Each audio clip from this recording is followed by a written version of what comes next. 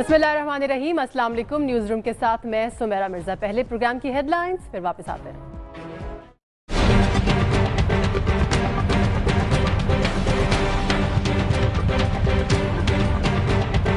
Trump Modi मुलाकात, America Bharat की जुबान बोलने लगा।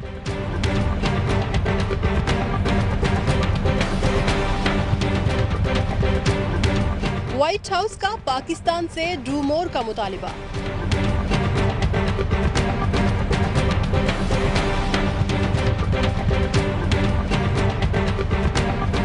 मरियम नवाज JIT में तलब, हसन और हुसैन नवाज को फिर बुलावा आ गया। कौम मान चुकी है कि आप मुजरिम हैं। इस कौम के किसी का कसूर नहीं है कि मरियम नवाज आज JIT के सामने अगर वो पेयर हो रही हैं, अब ये सिर्फ और सिर्फ नवाज शरीफ का कसूर है। मैं अपनी कौम को मुबारकी दी थी जब हिंदुस्तान की जब बैटिंग कर रहे थे, अभी उनके सिर्फ 10 ओवर हुए थे, तो मैंने कौम को मुबारकी दे दी थी कि पाकिस्तान जीत गया। आज मैं इंशाल्लाह अल्लाह पे ईमान रखते हुए अपनी कौम को मुबारकी दे रहा हूँ कि इंशाल्लाह ये जो फैसला आएगा ये पाकिस्तान को और लेवल पे ले जाएगा। सलामती तो तब खतरे में होगी अगर नवाज शरीफ जैसा करप्ट आदमी प्राइम मिनिस्टर रह गया।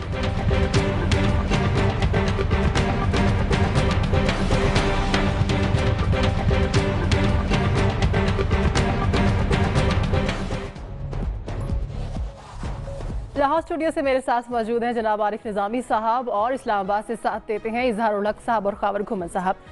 नाज़रीन, भारतीय वज़ीर आज़म नरेंद्र मोदी और अमेरिकन सदर जो हैं डोनाल्ड ट्रंप, उनकी वाशिंगटन में मुलाकात हुई है और इस मुलाकात में दिफाई ताउन और दहशतगर्दी के खिलाफ जंग का अज़्म भी किया गया है। और तो और इंडिया पिद्दी ना पिद्दी का शोरबा अमेरिका के साथ मिलकर पाकिस्तान से डू मोर का मुतालिबा कर रहा है दहशतगर्दी के खिलाफ जंग में। निज़ामी साहब, इंडिया और अमेरिका के ताल्लुकात बेहतर होते हुए नजर आ रहे हैं और दूसरी तरफ हिजबुल मुजाहिदीन के जो कमांडर हैं सैयद सलाहुद्दीन आलमी जो हैं, उनको आलमी दहशतगर्द करार दे दिया गया है और साथ ही साथ उन पर पाबंदियां भी आयद कर दी गई हैं। किस तरह से ये कोई नई चीज़ नहीं है। ये इंडिया और अमेरिका का हनीमून जो है वो बराक ओबामा के दौर में शुरू हो गया था। वो 2 दफ़ा भारत आए और बल्कि मैं थोड़ी सी और पीछे ले जाऊंगा, ये जॉर्ज W बुश के दौर में ही उन्होंने इंडिया को गले लगा लिया था। सही। अब ट्रंप जो है उनके दौर में इसमें मज़ीद आपको जफ्फी डाल पड़ती हुई नज़र आती है। लेकिन ये मोदी का जब से वज़ीर आज़म बने वो यानी कि 3 साल में सही ये 5वां दौरा है। 5 कर चुके बल्कि 6ठा है। सही। और इस दफ़ा वो पहले गैर मुल्की मेहमान हैं जो कि ट्रंप के साथ उन्होंने शाइया भी खाया। लेकिन जो इसके मुलाकात हैं इससे एक तो बड़ी जो वाज़ेह बात है जिस पर हम बात करेंगे वो ये है कि पहली दफ़ा मुश्तरका एलामिया में पाकिस्तान का नाम लेकर कहा गया कि वो दहशतगर्दों की पुष्पनाई से बाज रहे। ये एक बड़ी अहम डेवलपमेंट है। बाकी जो सलाहुद्दीन को जो करार दिया सैयद सलाहुद्दीन को, जिनको शाह साहब की जाते हैं, उन्होंने कौन सा अमेरिका जाना है, उनके कौन से वहाँ से एसेट्स हैं। सही। जहाँ उन्होंने ईद प्रेजेंट दिया है मोदी को, मेरा ख्याल से बहुत बड़ा आसान किया है सैयद सलाहुद्दीन पे भी उन्होंने। सही। सैयद सलाहुद्दीन जो है ये शाह साहब जो है इनका एक बड़ा पुराना बैकग्राउंड है और ये एक ज़माने में ये इन्होंने मेन स्ट्रीम में भी आने की कोशिश की। 1987 में इलेक्शन भी लड़ा कश्मीर का उन्होंने। सही। उस ज़माने में उनको मुफ्ती सईद की सपोर्ट भी हासिल थी लेकिन बाहर आ दिया गया। उसके बाद वो अफ़गानिस्तान गए, वहाँ उन्होंने ट्रेनिंग हासिल की। सही। और वो उन्होंने कहा कि अब सिवाय आर्म्ड स्ट्रगल के और कोई चारा कार नहीं है। और इससे ज़्यादा दिलचस्प बात यह है कि ये जो सलाहुद्दीन साहब हैं ये जब वहाँ से वापस आए हैं तो ये जमात इस्लामी से एसोसिएटेड थे। सही। और इन्होंने जमात इस्लामी से भी अपना तल्लक जो है ना वो कतई कर लिया। ठीक। और ख़ासी इनकी कंट्रीब्यूशन है। लेकिन फ्लेक्सिबल आदमी हैं। इन्होंने ये नहीं कि आप अंदाज़ा करें कि जो मुशर्रफ के दौर में एक शख्स मंसूर एजाज था, ये वही है जो मेमो गेट वाला। सही। ये बाकायदा कश्मीर गया इनसे मुज़ाकरात करने के लिए। मुज़ाकरात हुए, सारा कुछ हुआ और ऐसा ख्याल था कि शायद मुंडे बेल, और फिर मंसूर एजाज की वालदा भी मिली उनसे। अच्छा। लेकिन ये बेल मुंडे नहीं चढ़ सकी और मुशर्रफ साहब का ख्वाब अधूरा रह गया। और जब वहाँ कश्मीर में मुज़ालम शुरू हुए तो इन्होंने इससे कतई तलक कर लिया। इससे पहले इनकी बेनज़ीर भुट्टो साहबा के दौर में भी ये कुछ हुकूमत पाकिस्तान से नाराज़ थे कि वो इंडिया को एंगेज कर रही हैं। नवाज शरीफ से भी इनके अच्छे तल्लुकात थे। लेकिन जब ये आया, क्या नाम है, उसके बाद दौर एक जिसके अंदर वाजपेयी लाहौर प्रोसेस पे है, तो वो नवाज शरीफ से अलग हो गए। अब पुराना दिन वानी का अगले हफ्ते मेरे ख्याल से 9 जुलाई को बरसी उसकी, जी जी, वो शहीद की। उस मौके पर कश्मीर में लगनी है आग।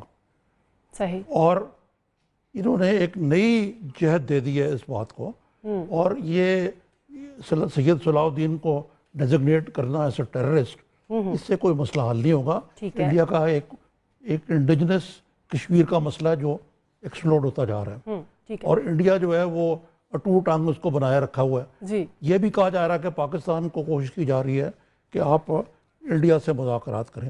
पाकिस्तान को चाहिए कि इंडिया से मुज़ाकरात करे, लेकिन वो कश्मीर पे मुज़ाकरात करने को तैयार हो तो मुज़ाकरात करे। दूसरी तरफ ये इस सारी चीज़ का एक और जो मुझे लगता है वो ये है कि पुतिन जो है अभी भी इंडिया का एक उनके हिलाई है। लेकिन जिस तरीके से हम बात करेंगे कि जिस तरह नवाजा जा रहा है मोदी को, पुतिन अफगानिस्तान में तालिबान की मदद कर रहा है।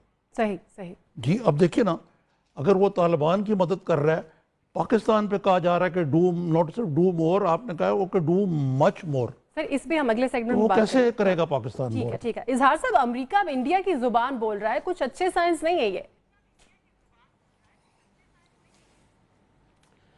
देखें, इस वक्त 2 नैरेटिव्स हैं दुनिया में। एक पाकिस्तान का नैरेटिव है इस बारे में, और दूसरा पूरी दुनिया का है। हम लाख इंडिया को बुरा भला कहते रहे हैं, लेकिन हमें 2 हक़ाइक़ को तस्लीम करना पड़ेगा। पहला ये कि हमारे वज़ीर आज़म के मुकाबले में मोदी वहाँ के मुसलमानों के हक़ में जितना भी बुरा हो, पाकिस्तान के हक़ में जितना भी बुरा हो, भारत के अपने पॉइंट ऑफ व्यू से वो बहुत मुतहर्रिक है, बहुत फ़ाल है, और आलमी मंजरनामे पर वो बिल्कुल छाया हुआ है। आप यूएई देख लें, आप सऊदी अरब देख लें, आप कतर देख लें, फिर आप रूस और अमेरिका देख लें, वो ये साबित कर रहा है कि हमारी खारजा पॉलिसी उसकी खारजा पॉलिसी के बारे में के मुकाबले में नाकाम है। एक तो ये देखें कि वो खुद मुतहर्रिक और फ़ाल है, और दूसरा एक मंजी हुई सियासतदान सुषमा स्वराज जो है वो उसकी वज़ीर खारजा है। हमारे वज़ीर खारजा, मैं ये नहीं मानता कि पाकिस्तान का वज़ीर खारजा कोई नहीं, हमारे वज़ीर खारजा जो हैं वो मियां नवाज शरीफ हैं। अब सुषमा स्वराज के मुकाबले में या मोदी के मुकाबले में आप इनको देख लें कि ये कितने मुतहर्रिक हैं। अब ये जो मोदी की विजिट है, इसमें पाकिस्तान के लिए 3 बड़े सेटबैक हैं। पहला सेटबैक तो खुद ये विजिट है कि वो वहां पर गया, उसकी पजीराई हो रही है, अमेरिकन प्रेस में, अमेरिकन इलेक्ट्रॉनिक मीडिया में उसके बारे में खबरें दी जा रही हैं। पाकिस्तान को वो दहशतगर्द साबित कर रहा है, ट्रंप उसकी हाँ में हाँ मिला रहा है। एक तो ये, फिर वो ड्रोन और वो जहाज भी खरीद रहा है। ये पहला सेटबैक है पाकिस्तान के लिए। दूसरा सेटबैक इस विजिट में ये है कि सलाउद्दीन को आलमी दहशतगर्द करार दे दिया गया है। अब आप लाख उसे मुजाहिद कहें आज़ादी का, आप लाख कहें कि उसका पाकिस्तान से कोई ताल्लुक नहीं है, लेकिन मोदी ने जो काम करना था कर लिया है। आलमी मंजरनामे पर आपकी हाँ में हाँ कोई भी नहीं मिला रहा, लेकिन मोदी की हाँ में हाँ रूस भी मिला रहा है और अमेरिका भी मिला रहा है। ये जो उसको दहशतगर्द करार दिया गया है, ये खुद एक बहुत बड़ा सेटबैक है। तीसरा सेटबैक पाकिस्तान को मिला है कि जो चीनी अखबार है ग्लोबल टाइम्स, उसने बिलवास्ता तौर पर कहा तो उसने भारत को है, लेकिन वो जो पंजाबी में कहते हैं ना कि आखना धी नू ते सुनाना नो नू, तो उसने भारत को ये कहा है कि आप पाकिस्तान से तिजारती और इक्तिसादी ताल्लुकात कायम करें, बढ़ाएं। उसने भारत को ये नहीं कहा कि कश्मीर का मसला पहले हल करें। तो ये इन बिटवीन द लाइंस बैनुल-सुतूर में पाकिस्तान को भी ये चीन पैगाम दे रहा है कि भाई हमारी लड़ाई ताइवान से है, हमारी लड़ाई इंडिया से है, लेकिन हमारे तिजारती और इक्तिसादी ताल्लुकात हैं, तो तुम भी होश के नाखन लो। सही। तो मजमूई तौर पर मैं ये अर्ज करूंगा कि ये 3 सेटबैक हैं और ये हमारी खारजा पॉलिसी की नाकामी है। हमारे वजीर खारजा जो हैं, जो वजीर आजम भी हैं, वो बिल्कुल मुतहर्रिक नहीं है, उनकी अपनी प्रायोरिटीज हैं। वो कभी लंदन होते हैं, कभी वो मरी होते हैं, कभी कहाँ होते हैं, कभी कहाँ होते हैं। तो हम सिर्फ अब बयान हमारे यहाँ कौन दे रहे हैं? वजीर दाखिला। अब आप देखिए जिस मुल्क में फॉरेन अफेयर्स को वजीर दाखिला डील कर रहे हैं, सही। उस मुल्क की क्या खारजा पॉलिसी हो? ठीक है गुम्मन साहब, जैसा कि निजामी साहब ने कहा कि मुज़ाकरात होने चाहिए कश्मीर के ऊपर, लेकिन इंडिया तैयार नहीं है इन मुज़ाकरात को करने के लिए। पाकिस्तान को अपना क्या रोल अदा करना चाहिए? क्या पाकिस्तान को रोल इसमें अदा कर भी सकता है या नहीं? इस तरफ बाद में आते हैं, पहले बात करते हैं कि क्या अमेरिका टेररिस्ट जो उसको सलाहुद्दीन को ग्लोबल टेररिस्ट डिक्लेयर कह सकता है या करार दे सकता है या नहीं दे सकता। देखिए सिक्योरिटी काउंसिल के एक नीचे अदारा है, उसको काउंटर टेररिज्म एग्जीक्यूटिव डायरेक्टरेट बोलते हैं, जिसका बेसिकली काम ही है कि पूरी दुनिया के अंदर जो इस तरह की शख्सियत, फर्ज करें किसी को आपने ग्लोबल टेररिस्ट डिक्लेयर करार दिलवाना है, तो जो एग्रीड पार्टी है या फर्ज करें इंडिया है, वो जो उस CTDE के पास जाता है, वहाँ पे एक एप्लीकेशन दायर करता है कि ये शख्स पाकिस्तान में बैठा हुआ है और हमारे खिलाफ, ये हमारे मुल्क के खिलाफ इस तरह की कार्रवाइयाँ कर रहा है, लिहाजा इसको ग्लोबल टेररिस्ट आप डिक्लेयर करार दे दें। वहाँ पे इशू डिस्कस होता है, उसके बाद वोटिंग होती है, सिक्योरिटी काउंसिल में इशू जाता है, और उसके बाद हमारे पास जो फर्ज करें चाइना की वीटो पावर है या हमारा कोई साथ देता है, अगर फर्ज करें कोई नहीं भी साथ देता तो वहां से फिर इवेंचुअली एक डिसीजन मेकिंग होती है। तो अगर आपने किसी शख्स को आप इंटरनेशनल या ग्लोबल टेररिस्ट करार दिलाना है, तो वो एक ग्लोबल इदारा जो है ना वहां से हो सकता है, वहाँ जो अमेरिका नहीं दे सकता। हाँ, अमेरिका का स्टेट डिपार्टमेंट ये जरूर डिक्लेयर कर सकता है, लेकिन ये उसी तरह है कि जिस तरह हम कल कलां को अमेरिकन प्रेसिडेंट को डिक्लेयर कर दें कि वो एक इंटरनेशनल टेररिस्ट है, कि जिन्होंने इराक में उन्होंने इतनी बड़ी ज्यादा तादाद में अमेरिका की वजह से अमवात हुई है, और उसके अलावा मिडिल ईस्ट में जो भी क्राइसिस हो रहा है, सही एक कंट्री टू कंट्री आप कह तो सकते हैं, लेकिन उसका इंपैक्ट जो है हमारा अमेरिका के साथ ताल्लुकात बायलैटरल लेवल पे हो सकता है, लेकिन इंटरनेशनल लेवल पे उसका इंपैक्ट नहीं हो सकता।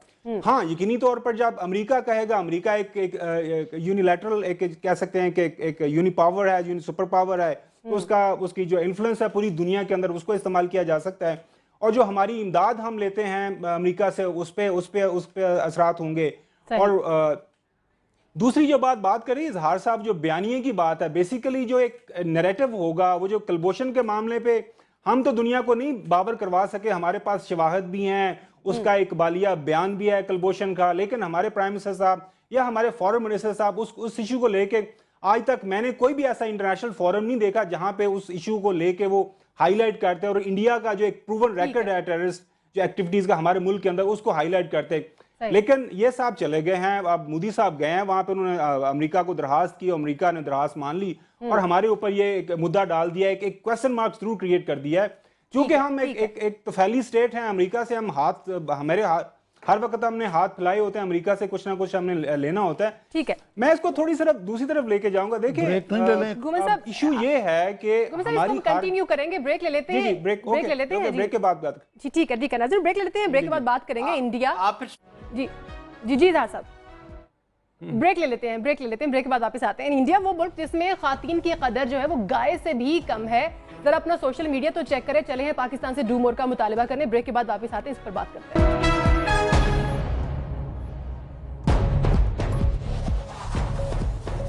वेलकम बैक नाज़रीन। निज़ामी साहब, ट्रंप और मोदी ने पाकिस्तान से डू मोर का मुतालिबा किया है, क्या इंडिया की इतनी हैसियत है कि वो पाकिस्तान से मुतालिबा कर सके? जी, आपने पिद्दी और पिद्दी का शोरबा का वो नहीं है। एक तो बात यह है कि ये मैं एग्री नहीं करता इस बात से कि जी मियाँ नवाज शरीफ जो है वो फॉरेन मिनिस्टर हैं।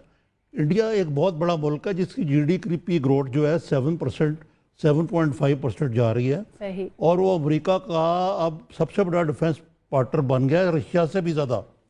अभी इस दौरे के दौरान गोल्ड मास्टर C-17 जो स्ट्रेटेजिक एयरलिफ्टर एक मिला है, उस तरह के 2011 में 10 पहले मिल चुके हैं। ये $366 बिलियन का है, वो $4 बिलियन का हो चुका हुआ है। अब ये गार्डियन ड्रोन जो 20 हैं, ये यानी ये भी $2 बिलियन का सौदा है। सही। फिर कहा गया कि जी F-16 वहाँ बनाए जाएंगे। अगरचे मुझे लगता है कि ये ऐसी ही बात है, क्योंकि अगर ट्रंप अगर F-16 बनाएगा, एक तरफ कहता है मैं जॉब्स अमेरिका में वापस ले जाऊँगा, लेकिन कहने का मतलब ये है कि ये एक बड़ा स्ट्रेटेजिक अलायंस है और ये मालाबार के नाम से एक्सरसाइजेस भी करेंगे इकट्ठे इनका। और ये उन्होंने इंडिया को स्टेटस दे दिया है, वो जो इसराइल को हासिल है कि इनके ऊपर कोई उस तरह की पाबंदी नहीं है ट्रांसफर ऑफ टेक्नोलॉजी वगैरह पे। सही। मकसद कहने का ये है कि ये जो नेक्सस है, इसका असल मकसद है पाकिस्तान के अलावा चाइना को और साउथ चाइना सी को में वसी पैमाने पर कंटेन करना। अब हम चाइना को अंडर एस्टिमेट करते हैं कि जी $62 बिलियन की हमारी उनके साथ चल रही है, और ये कह देना ग्लोबल टाइम ने ये कह दिया। मैं हज़ार साहब के माजरत के साथ इख्तलाफ कर रहा था, ग्लोबल टाइम ने तो ये भी कहा कि इंडिया बाज रहो, तुम खिलाफ वर्जी कर रहे हो हमारी शरात की, जो उन्होंने कहा था कि 40 साल से नहीं हुई, उसको भी मद्देनजर रखें। बात यह है कि चाइना बड़ा क्लियर है, उनकी इस दुनिया भर में यह पॉलिसी है कि ट्रेड ओरिएंटेड और स्ट्रेटेजिक चीज़ें अलग अलग होनी चाहिए, ट्रेड और इकोनॉमी जो होनी चाहिए, और मैं खुद उसके हक में हूँ। जहाँ तक डू मोर का कर लेता कि डू नहीं डू मच मोर कह रहे हो, लेकिन इसमें एक बहुत बड़ी कबाहत है जो मैंने जिक्र किया था पहले कि प्यूटन कहते हैं कि अब वो तालिबान को बैक कर रहा है। अब पाकिस्तान को जितना आप लगाएंगे कॉर्नर में दीवार के साथ, तो पाकिस्तान जो है इन लोगों को जो कि अफगानिस्तान के लिए हालात मुश्किल कर रहे हैं, जहाँ पे भारत और अमेरिका का नेक्सस है और अमेरिका वहाँ एक परमानेंट बेस बनाने चाहता है अफगानिस्तान को, तो इस सूरत में वाई वुड पाकिस्तान कंटेन, जिनको बारे में कह रहे हैं डू मोर, ज़्यादा यही ना कोई ड्रोन अटैक कर देंगे सेटल्ड इलाकों पे। बिल्कुल सही। ठीक है इजहार साहब, जैसा कि निज़ामी साहब ने अभी दिफाई जो मुआहदा हुआ उसकी बात की है, डोनाल्ड ट्रंप के अकॉर्डिंग इंडिया के और अमेरिका के ताल्लुकात माजी में बेहतर नहीं रहे, लेकिन अगर मुताला किया जाए तो 2008 से अब तक अमेरिका भारत को दिफाई सामान प्रोवाइड करने वाला सबसे बड़ा मुल्क है। अब तो ताल्लुकात भी बेहतर हो गए हैं, अब क्या सूरत हाल होगी? जी मैं ये अर्ज करूंगा कि अब मुझे भी अनइंटरप्टेड सुना जाए। जी प्लीज। बात यह है कि हम किसी सूरत में भी हुकूमत को और नवाज शरीफ को एब्जॉल्व नहीं कर सकते, हम उनको बरी उस जिम्मा नहीं करार दे सकते। क्या ये हकीकत नहीं है कि हमारा फॉरेन मिनिस्टर एज सच कोई नहीं है? क्या ये हकीकत नहीं है कि वजारत खारजा का चार्ज वजीर आजम ने अपने पास कलमदान रखा हुआ है? क्या ये सच नहीं है कि मोदी के मुकाबले में नवाज शरीफ बिल्कुल फ़ाल नहीं है? क्या ये सच्ची बात नहीं है कि मोदी उनके मुकाबले में बहुत ज्यादा मुतहर्रिक है? क्या उसने नवाज शरीफ के मुकाबले में यूएई को, कतर को, सऊदी अरब को, ईरान को वजारत खारजा के हवाले से उसने फतह नहीं किया? तो ये कहना कि इंडिया बहुत बड़ा मुल्क है वो तो ठीक है, लेकिन इससे पहले अयूब खान के जमाने में, ज़िया के जमाने में इंडिया का वही रकबा था जो आज है, पाकिस्तान का वही रकबा था जो आज है। बात यह है कि हमारी खारजा पॉलिसी जो है it has gone down the drains. हमारी खारजा पॉलिसी सिफर है। हम अगर वो नेक्सस बन रहा है, अगर मुतहर्रिक वो जा रहा है अमेरिका, तो हम उसका क्यों नहीं मुकाबला कर सकते? कहाँ है हमारी वजारत खारजा? कहाँ है हमारे वजीर आजम? कहाँ है हमारे वजीर खारजा? तो चीन ने अगर ये कहा है तो हम क्यों ना उसको, चीन ने ये क्यों नहीं कहा भारत को कि तुम पहले कश्मीर का वो करो? आप चीन की एक बात आपको पसंद है, आपको दूसरी बात नहीं पसंद। बात यह है कि चीन का भारत के साथ, उसने पाकिस्तान के लिए भारत के साथ ताल्लुकात में कोई कुर्बानी नहीं दी। सही। ये जिस तरह हमारे घुम्मन साहब अक्सर कहा करते हैं और सही कहा करते हैं कि ये इंटरेस्ट का दुनिया है, ये मफादात की दुनिया है। आज अगर चीन का मफादात भारत के साथ वाबस्ता है तो वो भारत के साथ अपने ताल्लुकात तिजारती दिन दुगने रात चुगने बढ़ा रहा है, ताइवान के साथ बढ़ा रहा है। अरब मुल्क जो हैं वो इसराइल के साथ ताल्लुकात बढ़ा रहे हैं, उनके खुफिया भी ताल्लुकात हैं, जाहिर भी ताल्लुकात हैं। तो ठीक है कि ये चाइना के खिलाफ वो एक बहुत बड़ा मंसूबा बना रहे हैं, लेकिन भाई हमें अपनी, जिस तरह ये खुद फरमाते हैं, अपनी मिंजी तरह डांग फेरनी चाहिए। कुछ हम भी तो करें ना, कुछ दुनिया को हम भी बताएं। हम ईरान और अरब मुल्कों को नहीं कायल कर सकते तो हम अमेरिका को कैसे कायल करेंगे? ठीक है निज़ामी साहब, आपका कमेंट भी लूंगी, लेकिन घुमर साहब की तरफ पहले जाना चाहूंगी। जी घुमर साहब, आप क्या कहना चाहेंगे? नहीं, मैं तो वो बिल्कुल इजहार साहब ने जो बात की कि देखिए बैनुल-अक़वामी जो तल्लुकात के अंदर एक ही चीज़ परमानेंट होती है, वो होता है आपके कौमी मफाद। और जिस मुल्क के साथ आपके सर्व कर रहे होंगे अच्छी तरह, तो वो आप उनके साथ चलेंगे। अभी अमेरिका को वहां से इंडिया के अंदर एक बहुत बड़ी मार्केट मिल रही है, वहां पे अरबों डॉलर के वो वहां पे सारी बात ही चल रहे हैं, वहां पे कॉन्ट्रैक्ट्स कर रहे हैं, तो वो क्यों नहीं इंडिया के साथ चलेंगे और इंडिया की बात भी मानेंगे। अब मसला ये है कि हमारा काउंटर नैरेटिव क्या है। हम जो हर रोज बात करते हैं, हम हर प्रोग्राम के अंदर इस चीज को हाईलाइट करते हैं कि ये चीज अब मानने वाली है कि हमारी खारजा पॉलिसी फेल हो चुकी है, हमारी जो मौजूदा हुकूमत है वो उसमें हम बिल्कुल अच्छे तरीके से उसको नहीं कर सके, अपनी खारजा पॉलिसी को जिस लेवल पर लेके जाना चाहिए था उस टाइम उस पर नहीं लेके जा सके। अब उसका सिंपल सा पहलू है, ये चीज भी हमें मानने की जरूरत है और मेरे ख्याल में इसमें मानने में कोई हर्ज नहीं है कि पिछले साल 3 अप्रैल से जब से पनामा केस आया है उसके बाद हमारी मौजूदा हुकूमत की सारा तवानाइयां, इनकी जो एक यकसुई जिसको चाहिए होती है इस मुल्क को आगे लेके जाने के लिए, वो बटी पड़ी है। वो आप उस वक्त तवज्जो नहीं दे सके। आपकी सारी की सारे मिनिस्टर्स, आपकी सारी की सारा जो एक काउंटर नैरेटिव आपने आगे लेके जाना है, आपका मीडिया, आपकी पीआईडी, आपकी जो वजारत इत्तलात है, उसका वाहिद आजकल काम क्या है। आप देखें वो 3-3, 4-4 प्रेस कॉन्फ्रेंस आपको वो नजर करते आएंगे। उसका वाहिद मकसद होगा कि आपने अपोजिशन को किस तरह रगेदना है। और एक ये बात है, गो के एक बड़ा एक ख्वाब जैसी लगती है कि पूरी दुनिया के अंदर जो जमहूरी ममालिक हैं, जहाँ पे जमहूरियत की जो ट्रेडिशंस, हमारे रवायात हैं, वहां पे अगर किसी भी सियासतदान के ऊपर और खसूसन अगर वो हुकूमत में बैठा है उस पर कोई इल्जाम लग जाए तो वो साइड पे हट जाते हैं। वो जब तक उनके ऊपर इल्जाम को वो उसको क्लीन नहीं करते उस टाइम तक वो साइड पे होके उसको फेस करके फिर आ जाते हैं। हमारे वजीर आजम की जो इखलाकी पावर है वो इसमें कोई शक नहीं, उस पर बहुत बड़ा क्वेश्चन मार्क है। और जब तक ये पनामा केस नहीं चल रहा और जब तक ये चल रहा है तब तक ये रहेगा। और मेरे ख्याल में वो उसी वजह यह है कि अपना वो एक सिंगल माइंडेडली फोकस्ड होके हमारी जो खारजा पॉलिसी के अमूर हैं उस पर वो तवज्जो नहीं दे सके। ये बिल्कुल जो इजहार साहब की बात 16 आने खरी है। हमें एक फुल फ्लैज कुली तौर पर हमें एक फॉरेन मिनिस्टर चाहिए, वो अपनी पार्टी से जिसको मर्जी लगा दे, लेकिन खुद वो इस पे टाइम नहीं दे पा रहे। उन्होंने ज्यादा प्रोजेक्ट्स की इनॉग्रेशन भी करनी होती है, उनकी भी इनॉग्रेशन, वो टाइम नहीं है उनके पास बेसिकली। जी मैं ये घुमन साहब एक कॉन्ट्राडिक्टरी बात कर रहे हैं। वो कह रहे हैं या पनामा केस चला लें या मुल्क चला लें, ये कोई अजीब सी बात है। बाकी रहा इजहार साहब फरमा रहे हैं खारजा पॉलिसी, अब मुझे बात करने दें। खारजा पॉलिसी जो है, खारजा पॉलिसी हमें सबको पता है कहाँ बनती है और बनती रही है, उसामा बिन लादेन से लेके आज तक जो वाकयात हुए हैं। तो तीसरा सिर्फ मैं ये कहना चाहूँगा कि जितनी मुल्क की अंदरूनी स्ट्रेंथ होती है, बिल्कुल गुमन साहब ने ठीक कहा, उतनी ही खारजा पॉलिसी इफेक्टिव होती है। मैं जब कह रहा हूँ कि इंडिया की GDP ग्रोथ और सारा कुछ जो है सॉफ्ट इमेज वगैरह वगैरह, जमहूरियत ये वो, तो और उनकी बहुत बड़ी मार्केट जो है, तो हमें इसको अपने आप को देखना चाहिए कि वी आर टेररिज्म इन्फेस्टेड। हमारी खारजा पॉलिसी कहीं और बनती है, हमारी बाकी पॉलिसी कहीं और बनती है, हमारे हुक्मरानों की प्रायोरिटीज जो हैं बड़ी वो भी मिसप्लेस्ड है सारी। वो ठीक कहते हैं कि मियाँ नवाज शरीफ के जो है पनामा के अंदर करें या कुछ और करें या प्रोजेक्ट का करें। ठीक है, ब्रेक ले लेते हैं नाज़रीन। ब्रेक के बाद बात करेंगे पाकिस्तान की सियासी सूरत हाल पर। पनामा GIT में अब तक हुसैन नवाज, हसन नवाज, फिर नवाज शरीफ, फिर शहबाज शरीफ, कैप्टन रिटायर्ड सफदर और अब मरियम नवाज 5 जुलाई को पेश होने जा रही हैं और सिर्फ 12 दिन बाकी हैं तहकीकात मुकम्मल होने में। फाइनल रिपोर्ट आ जाएगी GIT की 10 जुलाई को। क्या हो सकता है, क्या होगा, ब्रेक के बाद बात करेंगे।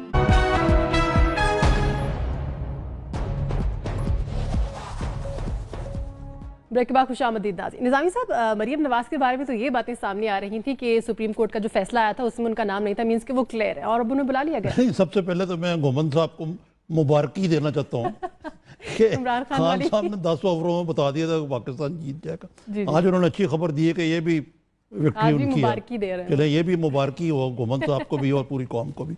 अब आपका सवाल ये है कि उनको बुला लिया। देखिए वो अब इसके 2 पहलू हो सकते हैं। एक पहलू तो ये है कि वो एक्सरसाइज कर रहे हैं कि खानदान के सारे अरकान को बुलाया जाए। सही। एक दूसरा पहलू ये हो सकता है कि GIT को अभी तक कुछ मिला नहीं तो उन्होंने मरियम को ही बुला लिया। और इन लोगों को भी दोबारा बुला रहे हैं, क्योंकि देखे ना तारिक शफी साहब को दोबारा बुलाया 2 जुलाई को। उनकी उस दिन 14 घंटे इंटेरोगेशन हुई थी, बल्कि उनसे ब्लैंक पेपर पे दस्तखत करवाने की कोशिश भी की गई थी। वो छोड़े खैर उस दास्तान को। हुसैन नवाज जो है वो 5 दफ़ा बुलाए जा चुके हैं, अब छठी दफ़ा जाएंगे। हसन नवाज 3 दफ़ा जा चुके हैं। अब मरियम हो गई, इससे पहले मियाँ नवाज शरीफ, शहबाज शरीफ, कैप्टन सफदर। अब जो मेरा अपना अंदाज़ा है, अभी तक नाम आया नहीं, लेकिन मेरी इंफॉर्मेशन ये है कि आज कल में इसाक डार साहब को भी समन जारी हो जाएंगे, क्योंकि वो एक तो खैर ज़बिया के हवाले से उनका जो बयान है, बयान जो तहरीरी बयान था जो वो कहते हैं टेररिस्ट था, जी जी, वो एक स्मोकिंग गन है। दूसरा ये है कि वो भी तो अहले खाना है ना, वो मियां नवाज शरीफ के वो क्या है, समधी हैं। तो ये एक साइकिल कंप्लीट हो जाएगा इसका। ठीक है। बाकी रहा कि इसमें आगे क्या होगा कि मरियम से क्या सवाल पूछे जाएंगे, क्योंकि वो झगड़ा ये है कि वो बेनिफिशरी हैं या नहीं है। नाम तो उनका है, वो मियां नवाज शरीफ का तो स्टैंड ये है कि जी मेरा तो नाम ही नहीं है इसमें। सही। तो यकीनन मेरा ख्याल है कि JIT कह रहे हैं कि वो सवालनामा तैयार कर रहे हैं, ईद की छुट्टियों के बावजूद उन्होंने बड़ा काम किया और अब ये आखिरी मराइल में दाखिल हो गया है जो है JIT का काम।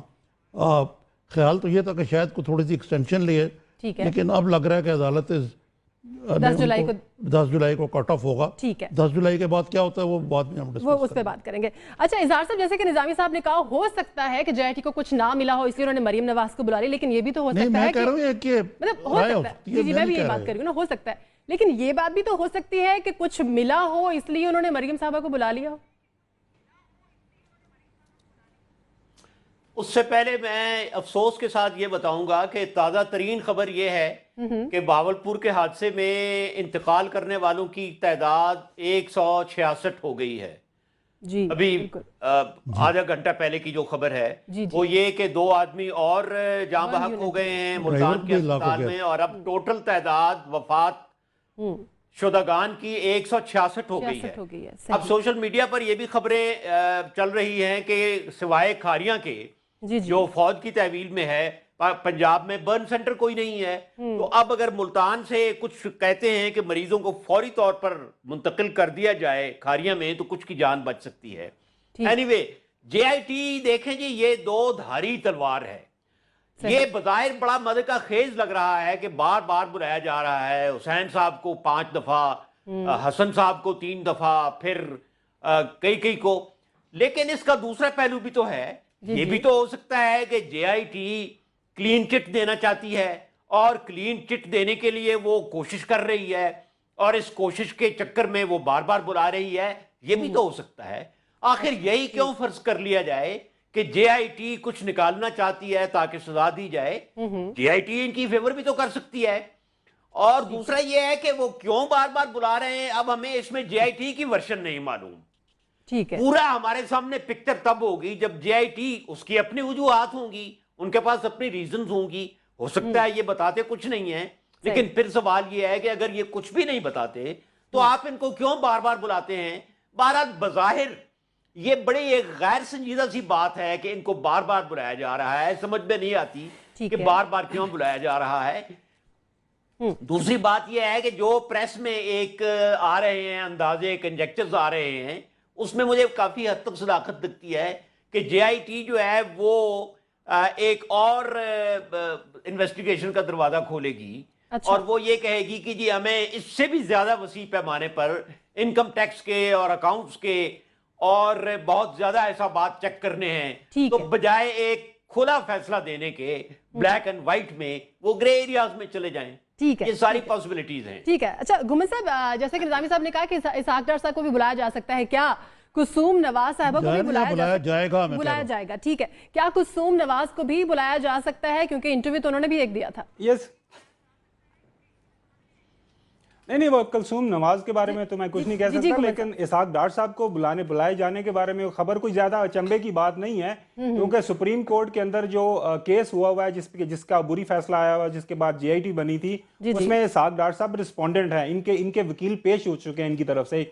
इसी तरह रिस्पोंडेंट नंबर 6 जो है मरियम साहबा के भी वकील पेश हो चुके हैं। तो वो उस केस का बाकायदा तौर पर हिस्सा है, जिसकी वजह से उनको बुलाया जा रहा है। और जो फैसला आया था उसमें लिखा गया था इनको बुलाया जा सकता है, लिहाजा उनको बुलाया जाना भी है और बुलाया जाएगा, क्योंकि वो सारे केस का हिस्सा है।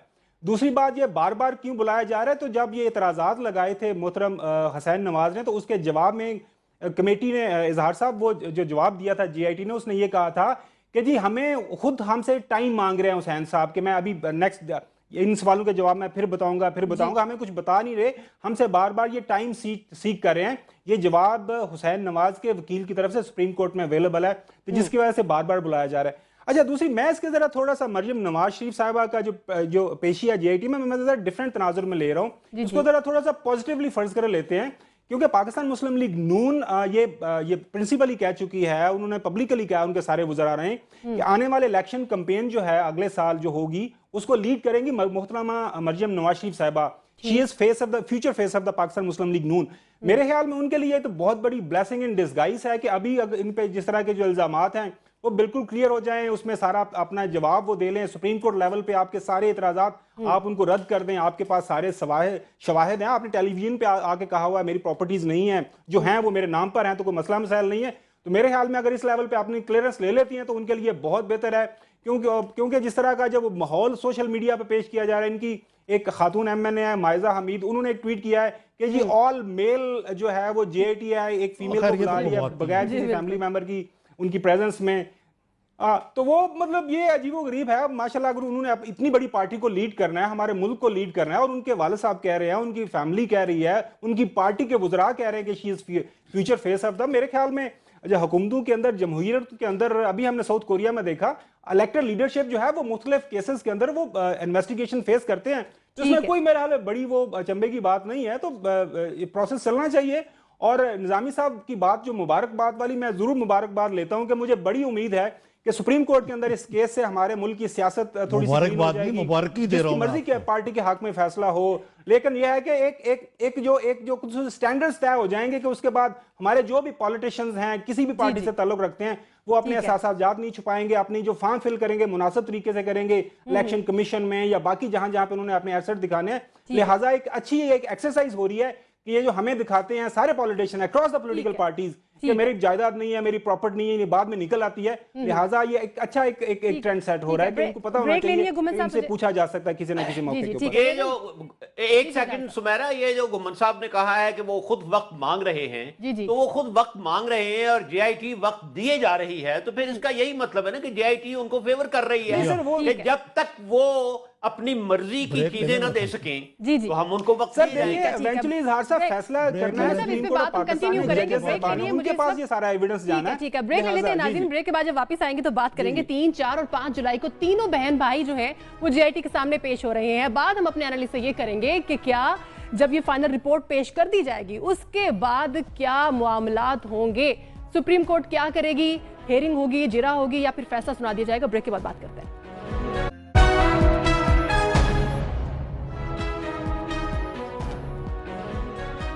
ब्रेक बाद खुशामदीद। निज़ामी साहब, 10 जुलाई को फाइनल रिपोर्ट पेश करेगी JIT सुप्रीम कोर्ट के सामने, उसके बाद मुमकिन तरीकाकार क्या होगा सुप्रीम कोर्ट का, और इसके अलावा क्या इस पनामा JIT के बाद इलेक्शन जो कैंपेन है उसको मरियम नवाज लीड करेंगी, कंटिन्यू करेंगे इसको? देखिए, ये तो कहना मुश्किल है। सबसे पहले तो मैं ये कहूँगा कि ज़ाहिर है कि इतनी बड़ी पार्टी है, इतने बड़े सियासतदान हैं, 3 दफ़ा वज़ीर आज़म रह चुके हैं, और एक रियलिस्टिक चीज़ ये है कि शायद वो वज़ीर आज़म ना रह सकें JIT के फैसले के बाद।